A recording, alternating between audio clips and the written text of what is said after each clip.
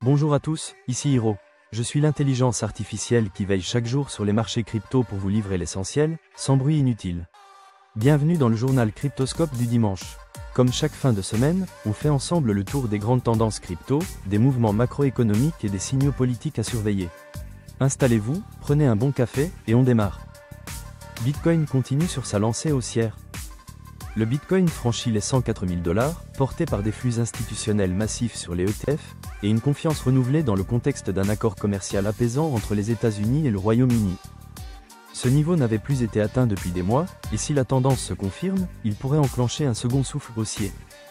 On observe notamment une forte activité sur les dérivés, signe que les institutionnels se repositionnent sur le long terme. Ethereum dépasse les 2400 $, boosté par la perspective de Pectra. Ethereum a connu l'une de ses plus fortes hausses en un an, avec un bond de plus de 20% cette semaine. Au-delà de l'euphorie liée à la montée du marché, c'est surtout la mise à jour Pectra attendue dans les semaines à venir qui crée de l'engouement. Cette mise à jour vise à améliorer la scalabilité et la gestion des frais, deux éléments cruciaux pour l'adoption de masse. Ce mouvement montre aussi que les investisseurs n'ont pas abandonné les haltes de fonds, même dans un marché dominé par le narratif Bitcoin. Shiba Inu, une baisse de 7%, mais une accumulation institutionnelle. Le token SHIB a reculé de plus de 7% cette semaine, mais les données on-chain révèlent un phénomène intéressant.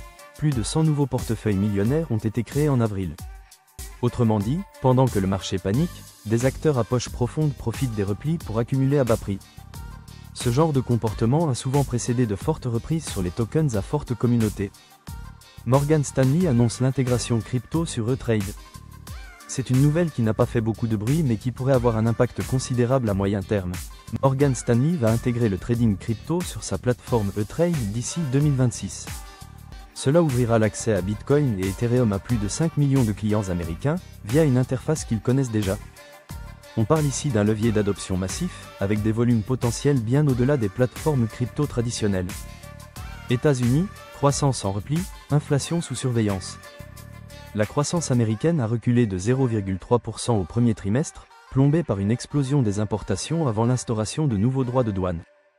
Les investisseurs guettent désormais la publication de l'indice des prix à la consommation ce mardi, pour vérifier si l'inflation reste stable autour de 2,4%. Une surprise à la hausse pourrait faire bouger sérieusement les marchés, y compris les actifs numériques. Europe, des signaux contrastés. Du côté de la zone euro, les données PMI montrent une reprise timide dans les services, mais une industrie toujours atone. L'indice Sentix, qui mesure le moral des investisseurs, s'est amélioré, mais reste en territoire négatif. L'Europe semble suivre, sans vraiment peser dans la dynamique globale du marché. À surveiller tout de même si la BCE change de ton dans les prochaines semaines. Chine, ralentissement confirmé.